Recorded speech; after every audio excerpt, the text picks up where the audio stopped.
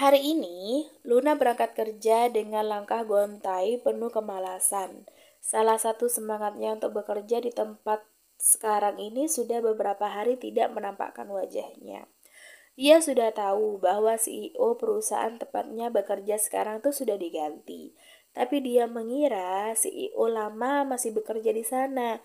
Sayangnya, sudah beberapa hari ini dia sama sekali tidak bertemu CEO itu, yang tak lain adalah Edward. Hei, lemas sekali. Kau sakit?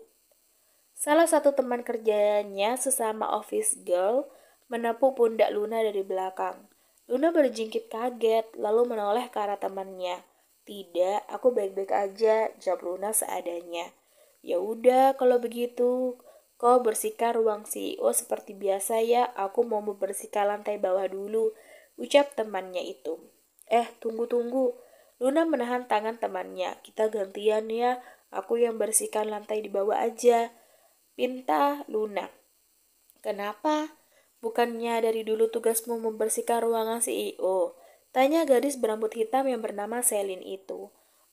Aku bosan aja, di sana juga tidak begitu kotor, pekerjaanmu akan lebih mudah selesai. Kok di sana aja ya, please, pinta Luna sambil menggenggam tangan Selin. Selin menghela nafas pelan. Baiklah, tapi kalau Bu Ica protes, kau tanggung jawab ya, ucap Selin. Bu Ica adalah wanita bertubuh gemuk yang menjadi kepala bagian kebersihan di sana. Dialah yang mengatur pembagian tugas semua karyawan bagian cleaning di sana. Tenang aja, aku yang akan tanggung jawab, saut Luna sambil mengacungkan jempolnya. Selin pun pergi ke lantai atas, dia menggantikan tugas Luna untuk membersihkan ruangan CEO. Ini kali pertamanya ia membersihkan ruangan tersebut. Selalunya, ia pasti dapat bagian membersihkan lantai dasar saja. Bukan tanpa alasan, Luna meminta tukar tempat dengan Selin. Baginya, ruang CEO itu menyimpan banyak kenangannya dengan Edward. Setiap pagi Edward selalu datang lebih awal, padahal dia tahu kalau ruangannya sedang dibersihkan. Tapi dia sengaja ingin mengajak Luna mengobrol dengannya. Sedang apa kau di sini? Sebuah suara bariton mengagetkan Selin yang sedang mengelap pajangan yang ada di atas meja. Untung saja pajangan tersebut tidak terjatuh dari tangannya. Begitu Selin berbalik, ternyata CEO barunya sudah masuk ke dalam ruangan itu. Ia melirik jam dinding. Masih jam 7 lebih 15 menit. Sepertinya CEO baru yang bernama Hiro itu datang terlalu cepat. Aku ada urusan, makanya datang lebih awal, ucap Hiro yang mengerti mengapa Selin melirik ke arah jam dinding. Kau sendiri mengapa ada di sini? Apa tugasmu membersihkan ruangan ini? Tanya Hiro lagi. Tidak tuan, maksud saya iya, ini tugas saya, jawab Selin terbata. Hiro mengernyit melihat tingkah office girl di depannya. Ia pun melangkahkan kakinya mendekati Selin. Sementara Selin malah mundur, hingga terbentur meja di belakangnya. Hiro sedikit membungkuk untuk menyamakan tingginya dengan Selin. Ia menatap gadis di depannya dengan penuh intimidasi. Siapa yang menyuruhmu membersihkan ruangan ini? Aroma parfum Hiro yang harum dapat merasuk ke dalam rongga hidung Selin dalam jarak sedekat ini. Otaknya malah memikirkan hal lain. Siapa? Tanya Hiro sedikit keras. Luna tuan, jawab Selin setengah berteriak. Ia pun dengan segera menutup mulutnya. Panggil Luna ke sini sekarang, aku mau bicara padanya. Tita Hiro sambil berdiri dengan benar. Baik tuan, jawab Selin dengan cepat. Ia pun segera keluar dari ruangan itu dengan membawa alat kebersihannya. Di lantai bawah, untung saja, ia langsung bertemu dengan Luna yang sedang mengempel lantai. Ia segera memberitahu Luna kalau Hiro mencarinya. Meski malas bertemu dengan saudara tiri Edward, tapi Luna tetap harus mengikuti perintahnya. Hiro adalah atasannya. Ia tidak bisa membantah pria itu. Mencariku? Tanya Luna to the point saat masuk ke dalam ruang kerja CEO. Duduklah dulu, kita bicara sebentar. Hiro menunjuk kursi depannya. Luna masih tetap berdiri di dekat pintu. Ia malas menuruti perintah Hiro. Kok keras kepala, tidak ada bedanya dengan Edward, ucap Hiro karena Luna tetap berdiri di tempatnya. Katakan saja apa yang mau kau katakan. Apa kau mau memecatku juga, sama seperti saat kau menyingkirkan Edward? Tanya Luna to the point. Luna sudah tahu semua tentang Edward dan masalah keluarganya, serta penyebab kenapa perusahaan itu beralih ke Hero saat ini. Aku tidak pernah menginginkan posisi ini. Aku hanya menjalankan perintah dari ibuku. Ini demi kebaikan keluarga kami. Kau tidak tahu apa-apa kan soal itu? Jawab Hero dengan kesal. Luna tersenyum sinis. Apa yang dikatakan Hero barusan terdengar seperti omong kosong semata baginya. Terserah kau mau beralasan apa. Lalu, apa alasanmu memintaku untuk menemuimu? Tanya Luna lagi. Edward akan pergi. Dia akan meninggalkan kota ini dan pindah ke negara lain. Jawab Hero tanpa basa-basi. Mendengar itu, wajah Luna langsung berubah cemas. Terserah mau percaya atau tidak. Dia sudah memutuskan seperti itu. Aku yakin kau pasti tidak tahu soal ini, bukan? Tanya Hero kemudian.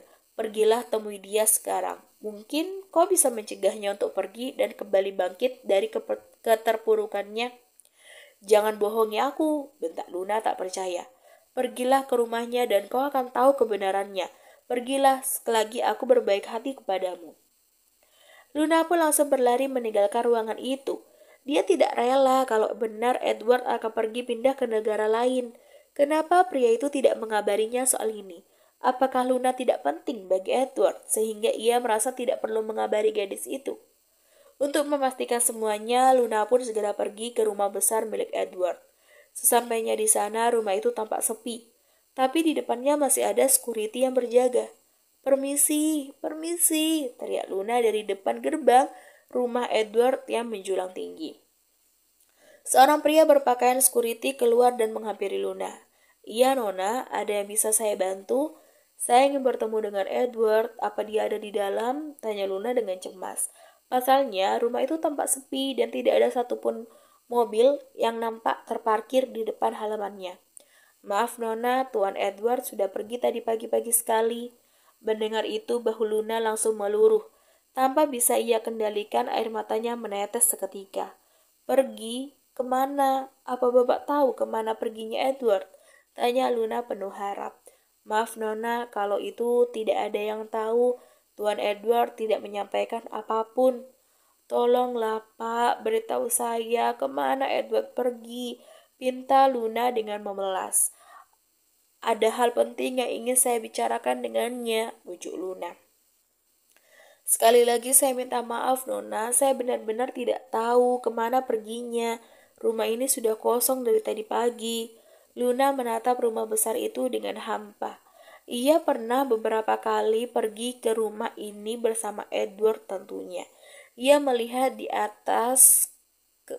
atas ke arah jendela di lantai 2. Di sana adalah balkon kamar Edward. Ia berharap Edward masih ada di rumah itu dan memintanya untuk masuk ke dalam. Tapi setelah beberapa menit berdiri di depan gerbang, dia sadar bahwa memang sudah tidak ada siapa-siapa lagi di sana. Luna langsung menangis di tempat sambil menutup wajah dengan kedua tangannya. Bahunya tampak bergetar. Security tadi berusaha menenangkannya, tapi Luna minta ditinggalkan sendirian. Alhasil, security itu pun masuk kembali ke pos miliknya. Luna yang masih terisak berusaha menyeka air matanya dengan lengan sweaternya yang ia pakai. Ia mengambil handphone dari dalam tasnya. Ia mencoba menghubungi Edward. Panggilan itu masih terhubung, tapi Edward tidak menjawabnya. Beberapa kali dia terus mencoba menghubungi Edward, tapi tetap tidak diangkat juga. Hingga panggilan yang kesekian kalinya, nomor Edward malah sudah tidak aktif lagi. Luna pun kembali menangis karena Edward telah tega meninggalkannya tanpa pesan apapun. Di suatu tempat, Edward sedang memandangi wallpaper handphonenya yang berisi fotonya bersama Luna. Sudut matanya juga ikut mengeluarkan air mata. Ia mengerti Luna pasti mencemaskannya setelah tadi gadis itu menelponnya beberapa kali, tapi tak digubrisnya. Edward punya alasan sendiri kenapa bersikap seperti ini kepada Luna. Ia tidak mau Luna semakin jatuh mencintainya. Karena ia sadar dirinya bukanlah pria yang sempurna. Maafkan aku Luna, aku harus menghilang dari kehidupanmu. Sayang, Ana langsung berhambur memeluk sang suami saat Jody baru saja pulang dari kantornya. Terdengar suara isak Tangis berasal dari Ana. "Sayang, kok kenapa? Tanya Jody dengan panik. Ia mengajak Ana untuk duduk dan memberi Ana minum segelas air putih. Mata istrinya tampak sembab. Sepertinya ia sudah menangis dari tadi. "Apa kau habis mengecek kehamilanmu dengan tes pack lagi? Aku kan sudah bilang, tidak perlu terburu-buru. Kita juga baru menikah. Kita nikmati saja hidup kita berdua dulu. Aku tidak mau kau malah sedih seperti ini karena memikirkan kenapa belum hamil." Beberapa hari yang lalu, Ana pernah mengecek kehamilannya dengan tes pack saat ia merasa mual-mual di pagi hari. Saat itu, Ana ternyata belum hamil, ia hanya masuk angin saja. Kecewa karena belum hamil juga, Ana pun menangis, sehingga Jody jadi panik. Oleh sebab itu, Jody menebak kali ini istrinya menangis karena sebab yang sama. "Bukan, aku menangis bukan karena itu," jawab Ana sambil sesegukan. "Lalu kenapa sayang?" tanya Jody sabar sambil mengusap kepala Ana. "Luna, kenapa? Dia berani mengganggumu lagi," potong Jody. "Bukan," sanggah Ana sambil memeluk pelan paha suaminya. "Dia sudah baik padaku. Dia tidak pernah jahat lagi padaku. Aku sedih karena tahu dari Bibi kalau Edward meninggalkannya. Luna menangis seharian di kamar. Dia pasti sangat terpukul sekali." Jody menghela nafas dengan lega. Ia pikir ada kejadian penting apa. Tak taunya soal cinta. "Berarti mereka tidak jodoh," ucap Jody dengan enteng. "Tapi mereka saling mencintai." Ana malah ngotot. "Kalau cinta, tidak mungkin Edward pergi. Itu namanya tidak cinta. Kalau dia benar-benar mencintai sepupumu itu, dia akan kembali pada Luna. Sama halnya seperti aku dulu. Bagaimanapun rintangan memisahkan kita, aku tetap mencarimu, mengejarmu, memperjuangkanmu. Itu baru namanya cinta. Kalau belum apa-apa dia sudah pergi, lupakan aja pria macam itu. Bilang pada Luna, masih banyak kok stok pria lain di muka bumi ini." Omel Jody panjang lebar. "Bicara padamu percuma aja. Kau tidak mau membantu mencari Edward untuk Luna," gerutu Ana. "Males. Aku banyak kerjaan lain selain mencari dia," sahut Jody dengan acuh. "Ya udah kalau begitu, aku juga malas bicara padamu lagi." Ana malah mengambek dan berdiri masuk ke kamarnya. Jody pun dengan cepat mengejarnya. "Sayang, aku cuma bercanda kok. Nanti aku usahakan mencarinya. Demi istriku tersayang yang suka ngambek ini," bujuk Jody lalu mencium bibir Ana kuat-kuat. "Tadi katanya males," ejek Ana. "Oh, itu cuma bercanda aja." Ia memeluk pinggang istrinya dengan posesif. "Tapi beri aku upah dulu ya." Jody memainkan alisnya. "Tapi ini masih sore," tolak Ana. "Tidak ada aturan bakunya harus melakukan itu pagi, siang, atau malam. Aku mau upahku dibayar sekarang," tuntut Jody lalu menggendong Ana ke tempat tidur. Meski malam belum sempat menjelang, Jody sudah lebih dulu memulai kemesraannya bersama Ana. Abimana masuk ke dalam kamar setelah memeriksa sesuatu di ruang kerjanya. Sudah dari setengah jam yang lalu dia menunggu sang istri bersiap karena hari ini mereka akan pergi ke rumah sakit untuk memeriksakan kandungan Tiara. Yah, tak sadar kandungan itu kini sudah berusia 4 bulan. Abimana memeluk Tiara dari belakang. Sebuah kecupan mendarat di bahunya. "Jangan dandan terlalu cantik sayang. Aku bisa cemburu kalau ada yang melihatmu nanti." Tiara tersenyum lalu memeluk lengan kekar yang melingkar di perutnya. "Tenang aja, dari ujung rambut sampai ujung kaki semua milik Dedi Abimana." "Tentu aja. Sudah siap? Kita ke rumah sakit ya sekarang?" tanya Abimana yang diangguki oleh Tiara. Mereka berdua pun pergi ke rumah sakit. Khusus hari ini, Abimana sengaja tidak masuk ke kantor. Ia akan menemani istrinya seharian. Ia sudah janji dari kemarin. "Dokter, hari ini aku bisa tahu apa jenis kelamin anakku bukan?" tanya Abimana tidak sabaran. Dokter pun mengangguk. "Kita periksa dulu ya tuan, kita lihat sama-sama apa jenis kelaminnya." Perut Tiara mulai diolesi semacam gel yang dingin. Dokter pun mulai mengarahkan sebuah alat ke perutnya. Dari alat itu bisa mendeteksi janin dalam kandungan. Semua mata tertuju pada layar yang menangkap janin dalam perut Tiara. Dokter menggeser ke kiri dan ke kanan untuk melihat apa jenis kelamin anak Abimana dan Tiara. Nah, ini dia, seru sang dokter. Apa itu dokter? Tanya Abimana penasaran, sampai badannya condong ke depan. Ini sudah ada tunasnya. Tuan dan Nyonya berarti sudah tahu kan apa jenis kelamin anak Tuan dan Nyonya? Abimana dan Tiara saling berpandang. Mereka menatap sang dokter lalu menggeleng secara bersamaan. Melihat itu, dokter pun terkekeh. Bayinya laki-laki, ucap dokter yang membuat Abimana dan Tiara tersenyum lebar. Abimana langsung memeluk sang istri. Dalam perut istrinya kini sudah ada calon penerus keluarga Williams. Kau pasti senang kan anak kita laki-laki? Tiara menangkup pipi suaminya. Abimana mengangguk dengan mata berkaca-kaca. Sebenarnya apapun jenis kelaminnya itu tidak masalah. Tapi kalau seorang laki-laki itu lebih baik, aku akan memiliki penerus nantinya. Abimana lalu mencium kening istrinya dalam-dalam. Kita jaga baik-baik ya anak kita. Tentu saja, sahut Tiara dengan cepat. Selanjutnya, dokter memperdengarkan detak jantung janin yang akan menjadi penerus keluarga Williams itu. Abimana dan Tiara tampak saling menggenggam tangan dengan erat. Mereka begitu terharu. Janin yang berkembang dalam perut Tiara tumbuh dengan sehat dan tidak kurang satupun. Sementara di apartemen itu, Ana sendiri duduk di atas tempat tidurnya. Ia tahu hari ini Tiara ada jadwal pemeriksaan kandungan ke rumah sakit. Ia ikut senang tentunya, tapi dia sedih pada dirinya sendiri karena sampai saat ini dia belum hamil juga. Ada rasa kekhawatiran dalam dirinya. Misalkan dia tidak bisa hamil, bagaimana dengan suaminya? Akankah Jody akan selalu setia bersamanya? Jody pria yang tampan, mapan, dan punya segalanya. Ia takut Jody akan meninggalkannya karena tidak mampu memberinya keturunan. Rasa khawatir yang berlebihan membuat Ana uring-uringan seharian. Sampai Jody pulang, ia lebih banyak diam dan tidak seceria biasanya. Sayang, panggil Jody lalu menepuk pahanya meminta Ana duduk di sana. Saat ini mereka sedang berada di dalam kamar. Sudah selesai makan malam dan menonton TV sebentar. Selama menonton TV pun, Ana hanya menekuk wajahnya. Jody tahu ada hal yang membuat Ana jadi begitu. Ana duduk di sebelah Jody. Jody menarik Ana sehingga naik ke atas pangkuannya.